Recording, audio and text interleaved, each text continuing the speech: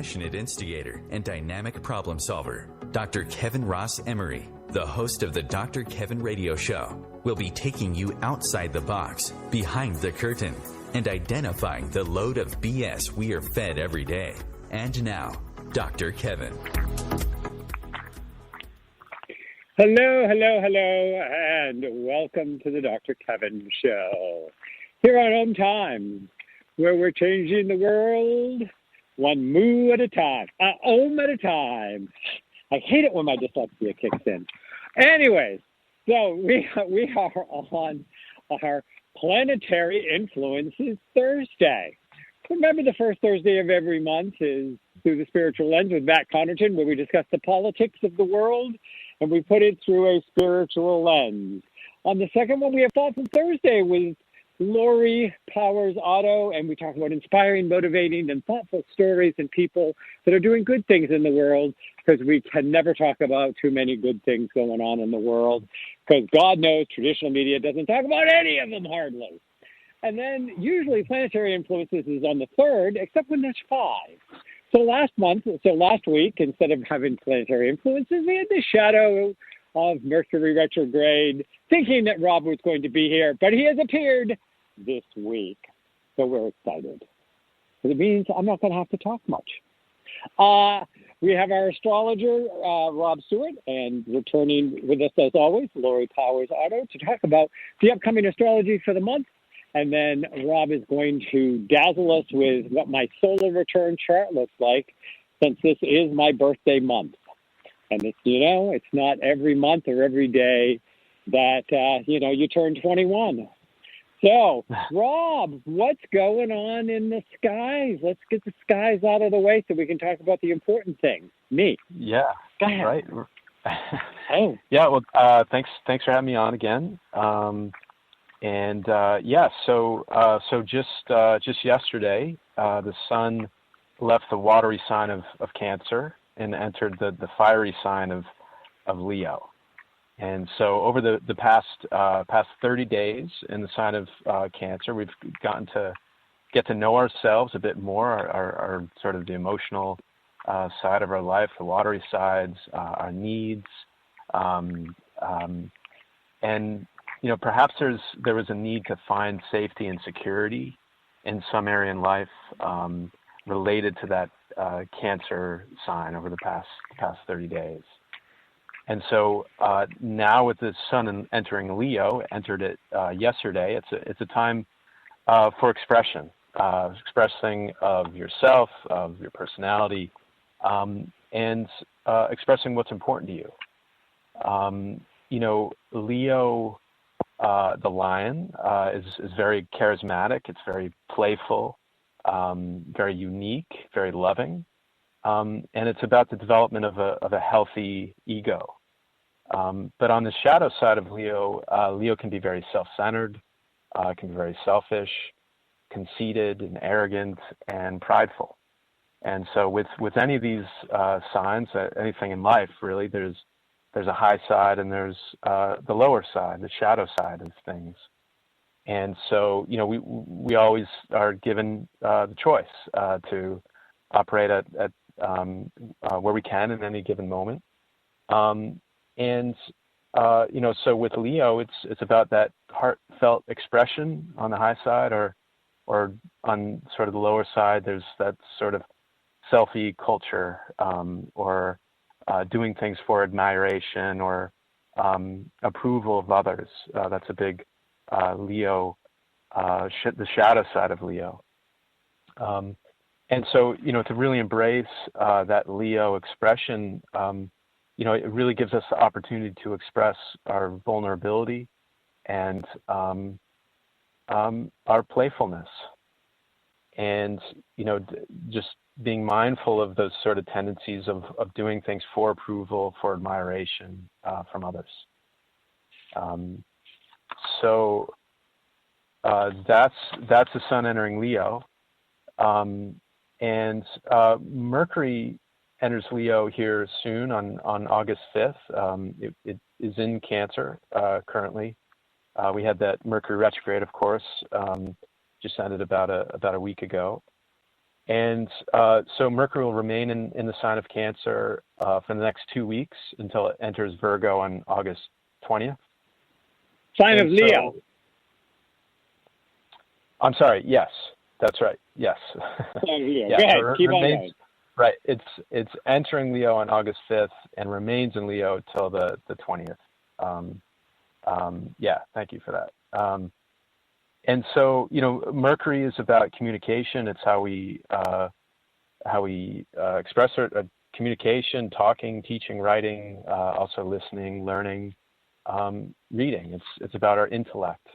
And Mercury in Leo is very expressive, oftentimes loud, sometimes dramatic, but a very unique expression for each of us. And so with the Sun in Leo, with the Sun and Mercury in Leo, it's a time for playfulness, artistic expression. But again, as we talked about before, it's also can be a time in which ego takes center stage and personalities take center stage. So it's just something to be mindful with your communication with others and so on. During the month of August. So we have a full moon in Aquarius on August 3rd. It's at 11 degrees Aquarius. Full moons are a time for completions. It's about harvesting and sort of cashing in on the work we've done over the past 6 months. And so with this particular full moon in Aquarius, something that you started 6 months ago during the new moon in Aquarius, which was on January 24th, earlier this year. Something about that is being completed, being finished in the sort of the archetypes of whatever was beginning January 24th is coming to some sort of completion, and this is in Aquarius. Aquarius is very socially conscious. Aquarius is very innovative, very revolutionary, even rebellious, Aquarius.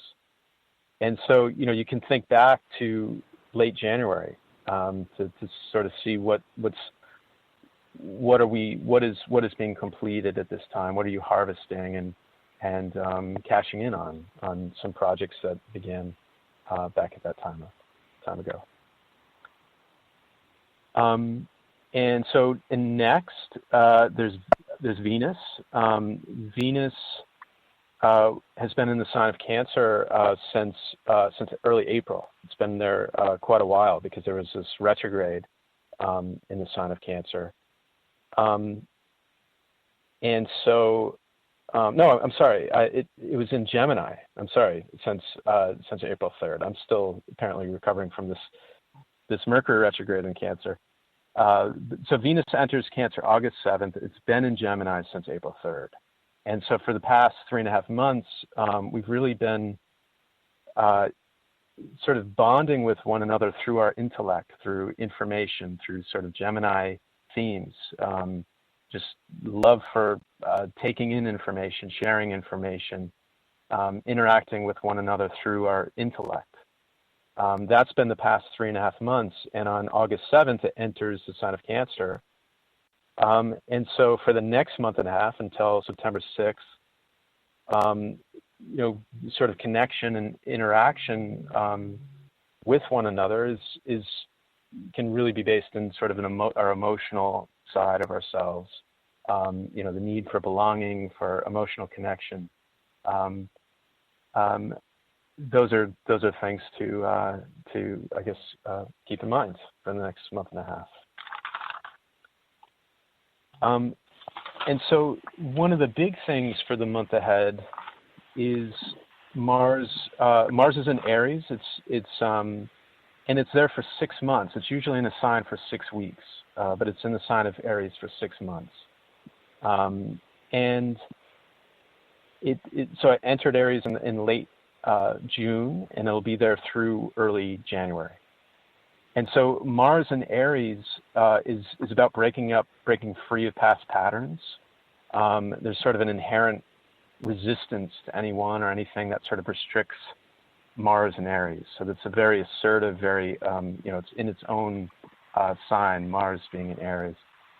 And there can be sort of a natural self-centeredness with Mars in Aries. There's something about establishing one's own authority in whatever house Aries is in your own chart. Some assertiveness that can also, in sort of the lower sides of that, can show up in aggressiveness and anger in those sort of ways. But so Mars is how we exert our will. It's how we act on our choices. And when Mars is in Aries, it's a very bold, very courageous, and also easily angered and aggressive energy. And so, and what's interesting, beginning August 1st until January 1st, Mars will be making a square with Pluto. And so this is about letting go of structures and patterns of the past that no longer serve us. There's sort of a transformative quality, of course, to Pluto. And when these two planets square one another, there's a shedding and a deep excavation of the old stuff. Pluto's considered a higher octave of Mars. So if Mars is our individual will, Pluto is sort of the will of the collective, of the cosmos.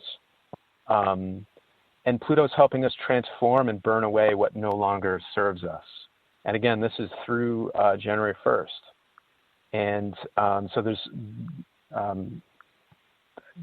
potentially some opportunities to help us align our will, our actions, our choices with our inner knowing, our inner wisdom in a way. And there'll be also Rob, opportunities. Yeah. Mm-hmm. Rob, when does Mars leave Aries? Did you say January what? Did you say January 6th. Okay. Go ahead. I'm just thinking because, this is taking us right through election season. Oh, yeah. Right up to close around the changing of the presidency. This is not the kind of astrology I'd like to see in the sky right now. But anyways, go ahead. They didn't ask for my vote. Yeah. No, it's going to be an intense period of time. Mars in Aries, very, very, very assertive, also very aggressive. And with a square with Pluto, again, it's a tight square within 5 degrees until January 1st. So there's a tight square between Mars and Pluto during that time. So this is an intense time. It doesn't take an astrologer to say the next few months in this election is going to be intense. But the astrology certainly confirms it in a deep way. And so, when Mars and Pluto, there's a cycle. They go through a 2-year cycle. They were conjunct, beginning a new cycle in late March. And of course, late March was a time in which there's the outbreak here in the United States with the COVID crisis. And so that was the beginning of a new phase between Mars and Pluto, this new transformation and the way we make choices, the way we assert our will, and all of that. And so on August 1st, we enter the square between the two planets, and this first square, which is when these two planets make a 90-degree angle in the sky in the chart.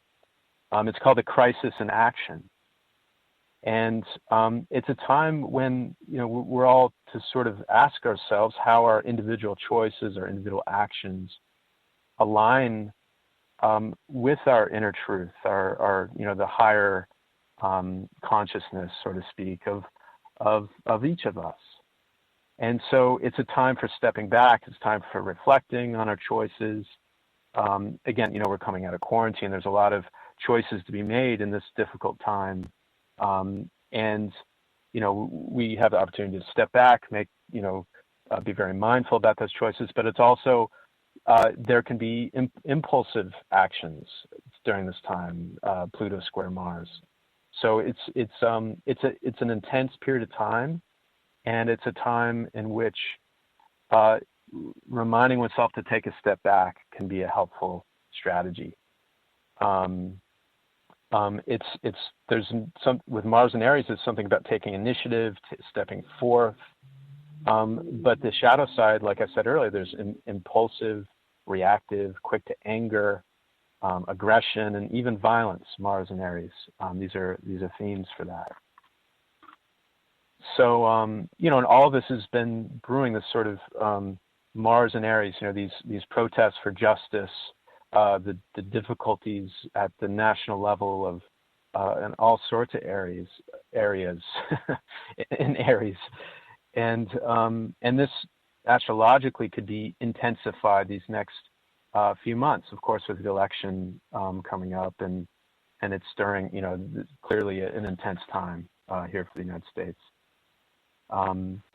And in the final thing regarding this, Mars goes retrograde mid-September until mid-November. So that's a period in time in which that's during, the lead up to the election. When Mars goes retrograde, it's a time for reassessing, reevaluating our choices, our actions, and the rest. So it's sort of a stalling out period of time a little bit during that.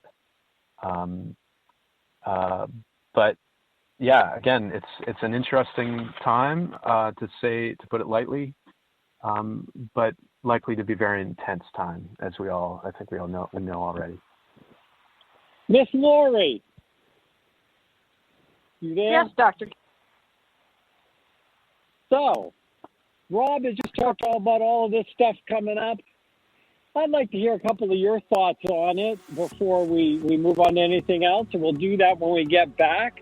But my main question, Lori, is who are you going to punch out at the beginning of August?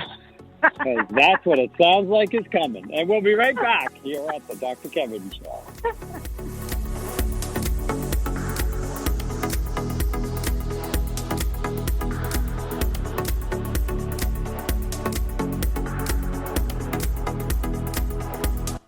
Conscious media for conscious minds.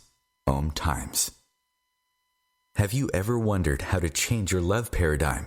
The secret key is finding a love partnership, not just a regular connection. How do you find these? Through conscious relationships. Ascending Hearts Dating is a dating site for people like you that believes in second chances and a different type of spiritual connection. Try Ascending Hearts for free today at ascendinghearts.com and change your love paradigm. Ascending Hearts, the premier dating community for the spiritually awake. Hello, I'm Sandy Sedgbeer, host of OMTimes magazine's flagship radio show, What is Going On?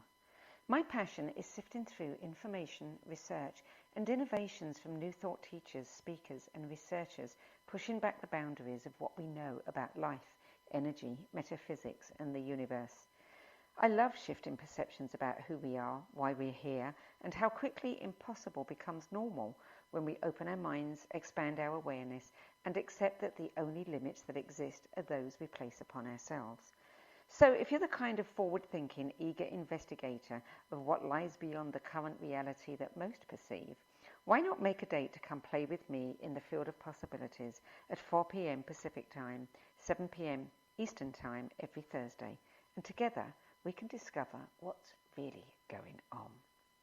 A social distancing tip. While the CDC urges you to avoid close contact, like hugging or shaking hands, there are other non-physical ways to say hello.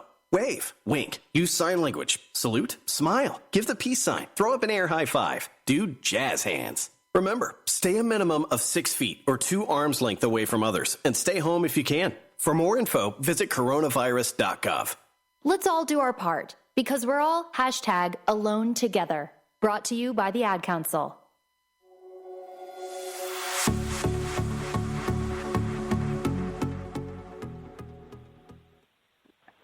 Hello, hello, hello. Welcome back to the Dr. Kevin Show. Remember, we are a live call-in show, so if you're listening between 5 and 6 p.m., between 6 and 7 p.m.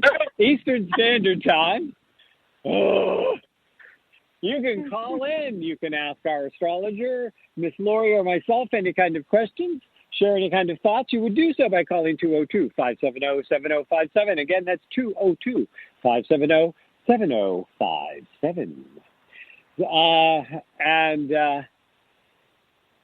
So, Miss Lori, what did you think about all of this incoming, dancing through the tulips, love fest that we have waiting for us? Well, it's definitely going to be an interesting rest of this year, but this whole year has been unlike any other year most of us have ever experienced. So I'm excited, but a little about what's coming. We'll see. I'm going to try not to punch anybody out in August because I tend to frown upon that, but we'll see. You can't help what the planets make you do, right? Yeah, sometimes you just have to take a walk on the wild side. I did have a question, though. I was wondering, if a planet normally is only 6 months, that stays in places, why would it now be 6 months? Hey, Lori, I missed the question. I'm sorry, the connection. I don't know if my connection something, but I missed part of the question there. Well, you said that usually the planet, I forget which one now. Now my brain's fried. Mars is normally only 6 weeks in any particular station, but this time it's going to be 6 months. Why would that happen? Yeah, it's a really rare occurrence. What's happening is that Mars is moving through the sign, and right at the 29th degree of Aries, Mars then goes retrograde, which means it's I'll say it two ways. One way, it's in the chart, it's actually moving backwards in the chart, and in the sky, it's seemingly going backwards. So it's remaining in Aries during that time of it seemingly moving backwards. But in reality, the truth is that because our orbit and Mars's orbit are in a ways in which at some point we're overtaking them Mars, overtaking Mars in our orbit. And so it seems as if Mars is moving backwards in the sky, but in reality, it's just the way the orbits are. So to answer your question, Mars is staying in Aries for 6 months because of this strange occurrence in which it sort of stops at the 29th degree and then goes backwards through Aries backwards, and then again when it goes direct. Let me check to see when that is. Here, I have it in my notes.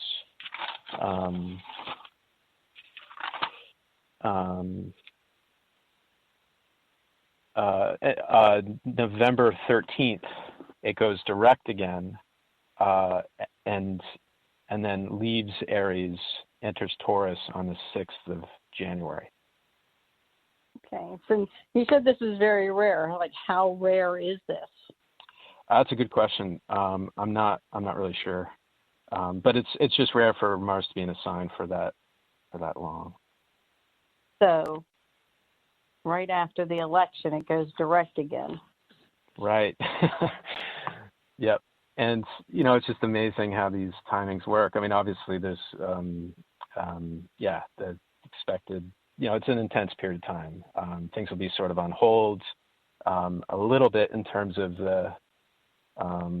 Mars in retrograde is just sort of a time of sort of a little bit of a pause and not sure how to act, so to speak. But on the 13th, boom, it goes forward and intensification. So when Trump loses by a landslide, he's going to try to mess it up and say that something happened and they all confusedly voted for the other one thinking they were voting for Trump. It's going to get 5 or 7 days of idiot play, and then Mars is going to go forward and we're going to go throw the bum out of the office. Can we do it early? That's exactly what I thought. I think just about all things are on the table here. Who knows how this all plays out, but it's certainly going to be intense, I would imagine. Okay. Rob, is there any astrological message or thing about the comet that's going on right now that only comes, every 6,200 years or something, I think? Right. So, to be honest, I don't know much about comets. I can share what I do know about this. So this comet called Neowise Historically, comets are known to be, sorry for the bearer of bad news, but they're known to be bad omens, particularly with leadership. As I recall, if I recall correctly, there was a comet when Julius Caesar was removed from power or killed, and typically comets, as I understand it, are known to be sort of bad omens. And I guess truth is, you don't need a comet today to see that things are transforming, and there's through challenge comes expansion and transformation and growth. So I see everything as ebbs and flows, and challenges open up to new opportunities, transformation, and the letting go of old patterns and old things. So I sort of have a more optimistic view. Difficulties and challenges are just part of the transformation process, as difficult as that is to remember at times. Yeah, we refer to Rob as Sunnybrook Farm. He's always got those rose-colored glasses that he wears. He looks so good in them. Yeah, I wish that were true, but we're in a difficult time, and it's, we have to be optimistic. Hopefully in the long, I don't know. Hey, I'm an optimistic guy. That which doesn't kill you makes you grow stronger. That's where my optimism is right now. Right. So I think that's an optimistic thing. If it kills you, you don't care. And if it doesn't kill you, you're going to be stronger.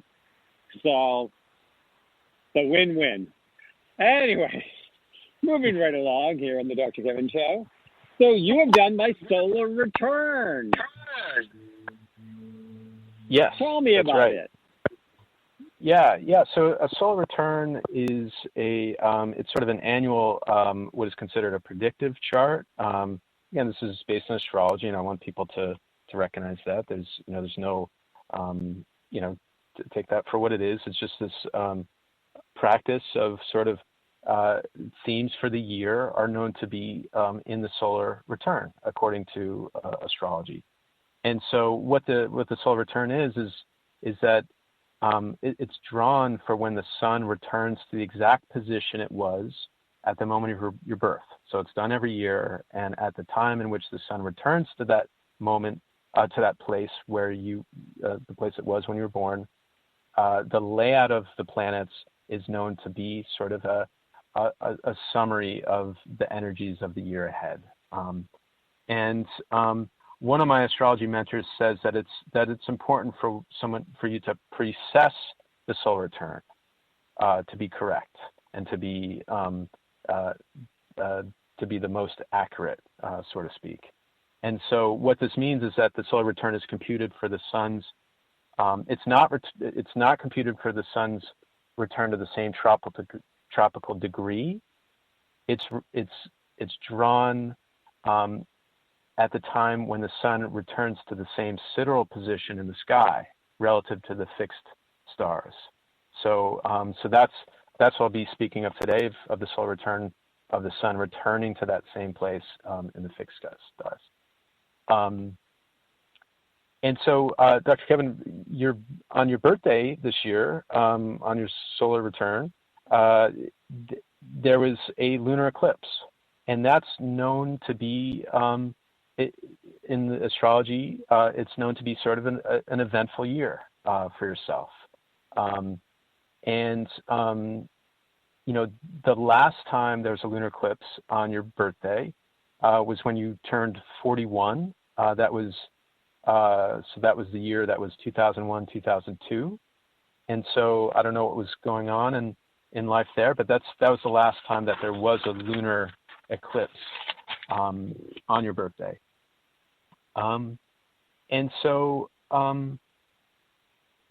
So when you look at the solar return, for your solar return, your ascendant is in Taurus. The ascendant is the part. It's a really important part of the solar return. It represents an energy that's sort of a focus for you this year. Something that you sort of get to try out this energy. You get to sort of experience this energy in a way, and it's sort of a focus for the year. And so Taurus is drawn to comforts. It's drawn to the sort of good things in life, and there could be a focus on your value system this year. You might find yourself doing things a bit more slowly or more intentionally this year, and the opportunities are there for you to do that. And so there might be sort of a focus on more stability, finding stability, and maybe even resisting changes in some way. And so Taurus is about, it's sort of about finding a balance in the ways we get our needs met. You know, there's sort of, it's the optimal way is to create a healthy balance in self-reliance versus getting our needs met by others. It's about finding sort of a balance in those ways.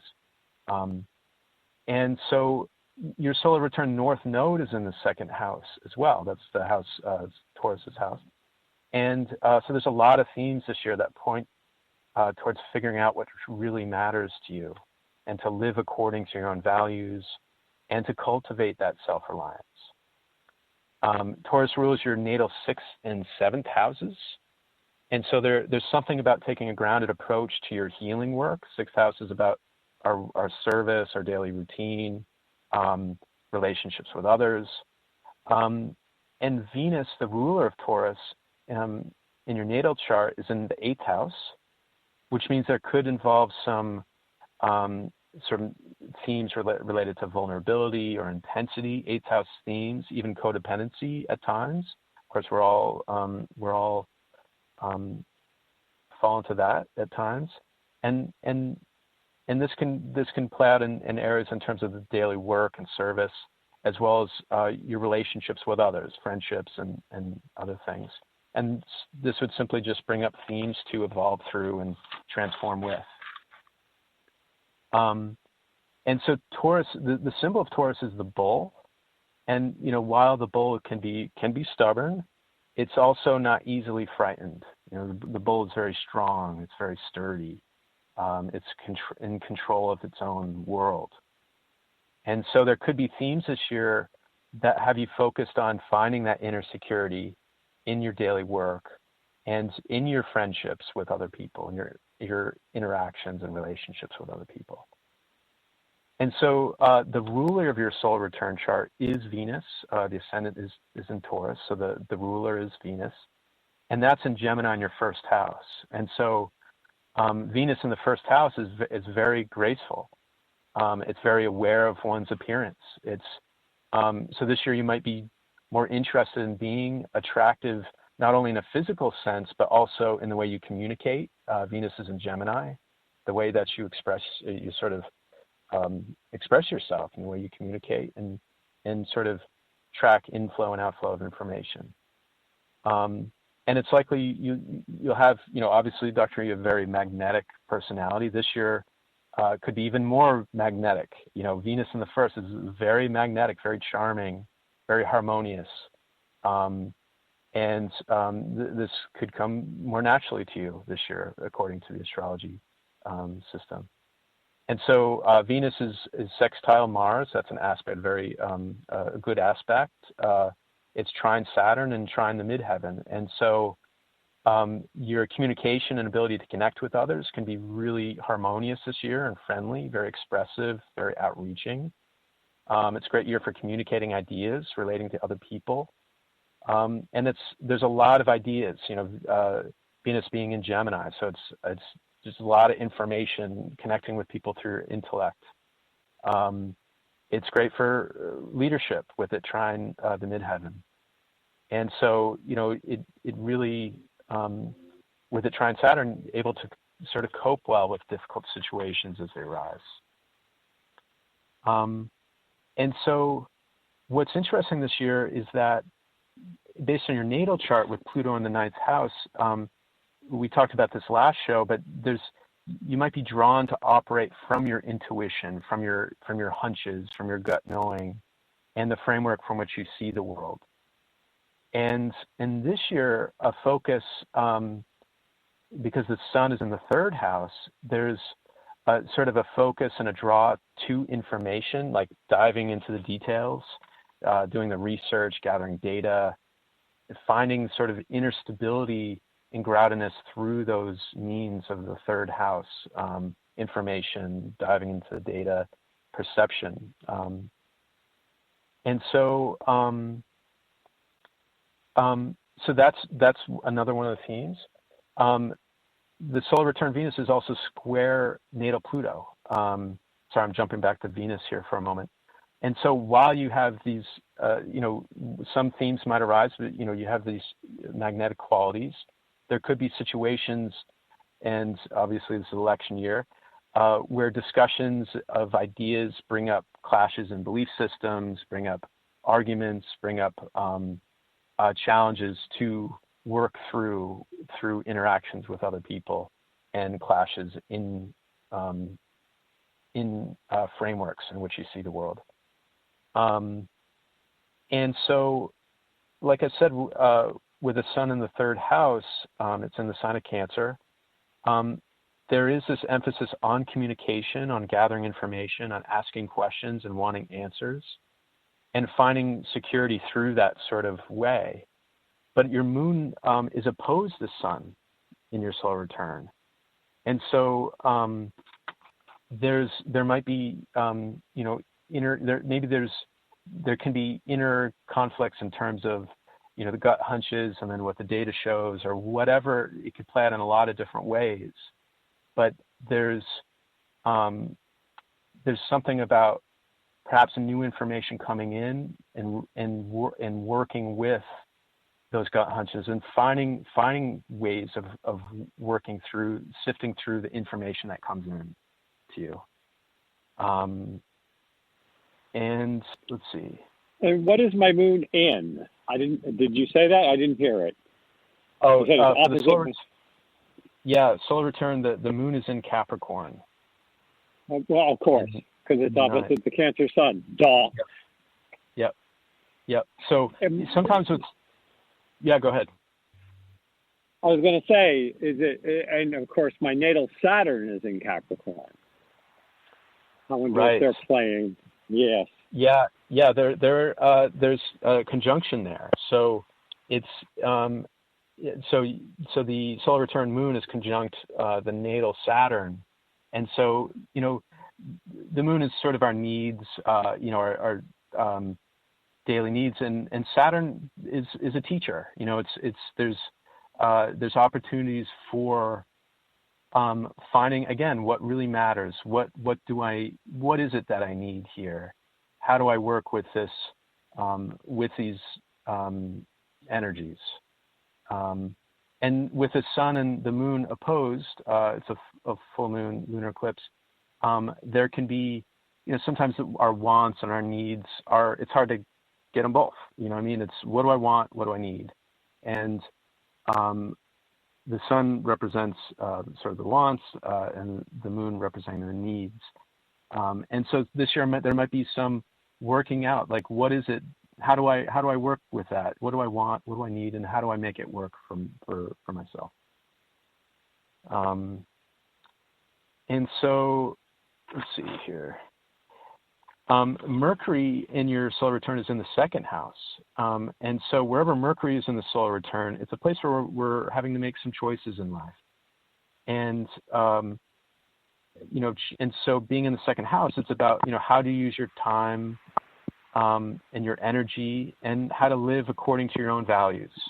And so maybe this year there's some choices related to how you work, do those things, or how you use your skills to make money. And your solar return Mars is conjunct your natal part of fortune on the cusp of the 12th, trining natal Mercury. And so it's a really good aspect, Mars being conjunct the part of fortune. And so it being on the cusp of the 12th, there's something about letting go of control, of aligning with your higher truth, and stepping back and sort of letting go, let God type of thing this year, where there's blessings for you in that way, according to the system. We've got the sound of our last break coming in, and we'll be right back with Rob Stewart and Solar Returns. The Real Conscious Connection. OMTimes Radio. IOM FM. The number one reason girls drop out of school in sub-Saharan Africa is lack of access to feminine hygiene products. The Pads for Schoolgirls Project, an outreach of Humanity Healing International, is changing this paradigm by setting up sewing programs at schools, teaching girls a vocational skill, while producing the reusable pads that help keep them attending classes. The girls pay it forward by making and giving pad kits to other girls in need. To learn more, visit humanityhealing.org. Humanity Healing is where your heart is. More than 24 million Americans have an autoimmune disorder, and that number continues to grow. I'm Sharon Saylor, and I'm one of those 24 million. To put that number in perspective, cancer affects about 9 million and heart disease up to 22 million. That's why I've brought together top experts and those thriving regardless of their diagnosis to bring you the latest, most up-to-date information. Join me, Sharon Saylor, Friday night, 7 p.m. Eastern, for the Autoimmune Hour on Life Interrupted Radio to find out how to live your life uninterrupted. 911, what is your emergency? My kid shot himself. All right, where's the wound, sir? 911, what's your emergency? Please help. My son shot his brother. 911, what is your emergency? Okay. 911, please state your emergency. Every day, 8 kids and teens are unintentionally killed or injured by loaded and unlocked guns. It wasn't locked. Learn how to make your home safer at endfamilyfire.org. Brought to you by the Ad Council and End Family Fire.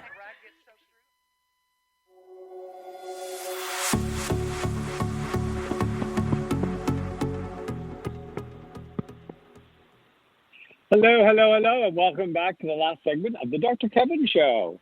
This week we're doing planetary influences with our astrologer extraordinaire, Rob Stewart, who's gone through what's coming up in the next month. If you're just joining us now, you can always grab the replay to hear all of that. Rob is doing my solar return, and part of the reason he's doing my solar return, besides the fact that I asked him, and this is my year of being charming, I'm being told, so I charmed him to do it, was that a solar return can give you more information with which to make better decisions. If you recognize some of the themes of your life that are incoming for the year, and you can look at where you can take advantage of energies that will support you, and where you may want to walk a little bit more gently around energies that could trip you up. Again, astrology, like anything, is just access to more information. And I hear that this year, accessing information, both intuitively and in my data logic Spock mind, are going to be key themes, if I'm hearing correctly. Rob, what else do you have to share? Because after you share all of this, I'm going to ask Lori what she heard, to see what she heard that I didn't. Yeah, no, you're right on in terms of what you're saying. It's based on the chart, and like I said, with Mars conjunct your solar return, Mars conjunct the natal part of fortune, it's a great aspect to have. And with Mars in the 12th, there's something about letting go of control at times when it's needed, aligning with higher truth, and so that's occurring in the cusp of that 12th house, but in the natal chart, the 4th, and going into the 5th. And so it can be related to, inner self, inner emotions. Obviously it's going to be an emotional year for everybody. But let's see. So also, and can you hear me okay? I can hear you just fine. Okay. There's some feedback there. So there's also something about embracing the unknown this year, breaking free of some old patterns and conditioning. Uranus and the solar return is in the 12th house, conjunct natal Mars. And so Uranus is about freedom from old ways. And so there's something about embracing the unknown and letting go of the old patterns, old conditioning that is no longer serving. And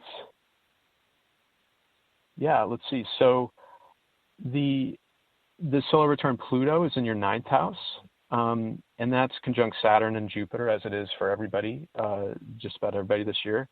And so there might, with Pluto in the 9th, this is your natal position of Pluto. And so there might be, again, clashes of belief system. I mean, you don't need an astrologer to say that this year with everything going on and with all the, the intense narrative going on these days and all that stuff. But there's something in there that's offering transformation for how you work with that in your own life, and how something about that that's being transformed, that's being worked through this year that you can really work with. Okay. So, Lori, as you've been listening to all of this and making, I'm sure, copious notes of when or where to avoid me and when to belly up to the bar and have a drink with me.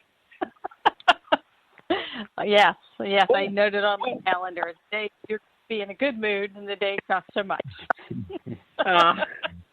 That'd be nice, huh? If you could do that. Well, you can do some of that with astrology.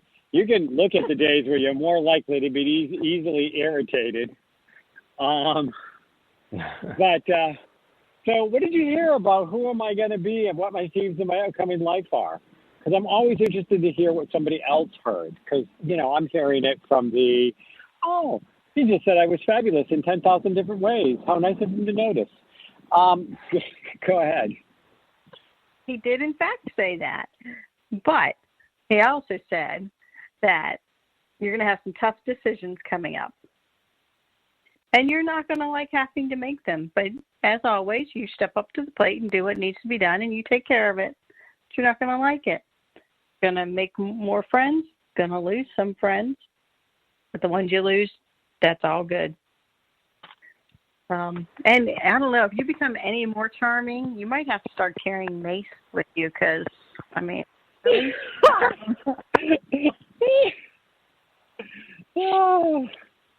You sweet talker, you. There's a 20 for you when the show's over. Go ahead.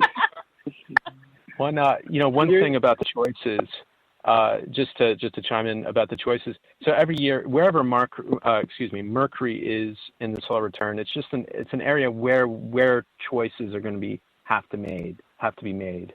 And so for you this year, it's in the 2nd house. But I just want to say that every year there's choices to be made, obviously, and with this system in astrology, it's the 2nd house this year where there might be some choices that you have to make. I've got a question for you there, which is, now, I believe Mercury is in Cancer, because you didn't actually say that, right? But no. Where is my Mercury according to your solar return? In this solar return, Mercury is in Cancer on. Okay, I was wrong. In the 2nd, yep, and yeah. Okay. So those returns. So and of course we've got the 2nd house is the natural house of Taurus, and Taurus is rising this year. Mm-hmm. But would it be a fair assessment that some of my choices are going to be between emotional security and financial security? Yeah, I think that works. Yeah. Go ahead. No, go ahead. No, I was just pointing out because again, and this is for the audience. I know Lori knows this, and obviously Rob's an astrologer, and who the hell am I? But when when you look at it, there's so many layers to astrology. It's like what is Mercury? What is a Cancerian Mercury? And then when you throw them in the natural house of Taurus in the second house that's about this and this. You know, all of these very layers. It's like layers of phyllo dough. You know, when you make baklava, and it's just this layer after layer, and you take the thin layers, and it's only when you put them all in and you put in the nuts and the honey that you can take a good bite and actually have the experience of what's going on. It's never just one thing in astrology. It's who are they dancing with, like aspects. You've been hearing him talk about squares and conjunctions and sextiles. And you know, you go to the junction and somebody wants to sextile and somebody else, you know, wants to, yeah, anyway, moving right along. But these, again, layers after layers after layers. I mean, I'm sure that if I was sitting, how long does it take you, if I was to come to your office and do this, Rob, how long would it take? Oh, I mean, I'm sure. Yeah, I mean, it takes me a bit of time. I mean, I like to do the groundwork beforehand and you know, have my notes. It takes time. I mean, there's layers upon layers, of course, but there's also more essential. There's sort of orders of importance. And for the solar return chart, the ascendant being in Taurus, the ruler of Taurus, Venus, in your first house. Those are pretty important aspects for the year, those types of energies and those types of themes. And the other thing that really stands out, of course, the sun in the third, opposing the moon, but Pluto also in the ninth. And that's, so there's, you know, themes of the sort of the charisma and those things, but also challenges and clashes of belief, difficult communications, conversations. Those, again, I don't think you need an astrologer to point out, but that is sort of what the chart points to. Yeah, well, and you're talking the third, sixth, and ninth, which are all natural air houses, which is all about communication and mental. It's all about the mental. 3, 6, 9. Lori, did you have any questions or thoughts or things you wanted to say? Because I've got a couple more questions for Rob, but we haven't given you much of a chance to talk today. No, that's okay. I'm learning a lot. So you two continue. This is fascinating. I'm going to have Rob do my solar return and, you know, send it to me in writing because I don't remember. Yeah, I record sessions, so when you can listen to it multiple times, which I think can be helpful at times. Oh, I wish I'd thought of that. I would have recorded this session. Oh, wait, I did. We're on my radio show. So now there's another term that people, and I don't have really any questions for you. I mean, thank you very much. First of all, I appreciate that you did this because, you know, I never like doing my own chart because, you know, sometimes you see what you want to see or you don't see what you need to see. No, absolutely. But when people kick around things like astrology, because, you know, we all know here that, you know, astrology is just so much more than what you get on the Sunday paper, on your weekly or your daily, oh, you're a this is your day, kind of bull that goes out there. But there's another term that shows up this time of year, which is a progress chart. How would you define the difference? If I had said to you, Rob, I know my solar return, do my progress chart and see, how would you explain the difference between those two and how do they work together? Can you, I mean, I'm kind of putting you on the spot here, but how do you compare those?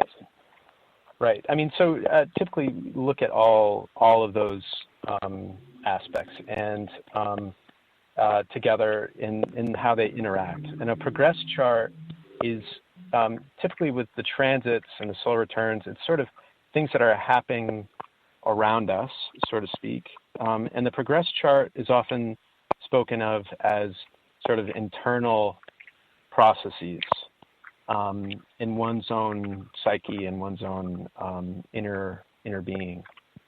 So that's typically how the progress chart is described, whereas the transits are more external things. But of course, it depends on who you ask, and everything's internal in a way, because we're responding to external influences. One of the ways I like to describe it is, your solar return is setting you up to look at what is the journey that lies before you. What is the stage you're getting to walk, that you're going to walk on? And your progress chart is, who are you when you step on that stage? Who are you now? Who am I now? As I've progressed through 60 years of life, and my son has progressed, and all my things have progressed, it gives a snapshot of, kind of from an astrological perspective, who is the me that's stepping on the stage for this year? And then, and then kind of you put the transits in as, what's the overall theme of the play for the year, but then you have the scenes and you have the things that kind of do it. So, maybe it's because I'm a theater geek. Maybe it's because I used to, do acting. Yeah. But. No, I hear you. I agree with that. Yeah. So we'll be back next. We'll be back in a month with Rob. I'll be back next week. Actually, I won't be back next week. Next week we'll have a replay. I will be back on the first Thursday with Matt Connerton. Lori, Rob, thank you. Rob from innercenter.org. Innercenter.org. Please reach out to him for any of your astrological needs. You have them, whether you know it or not. Charming Dr. Kevin just told you, so believe me. Guys, great show as always. Thanks so much.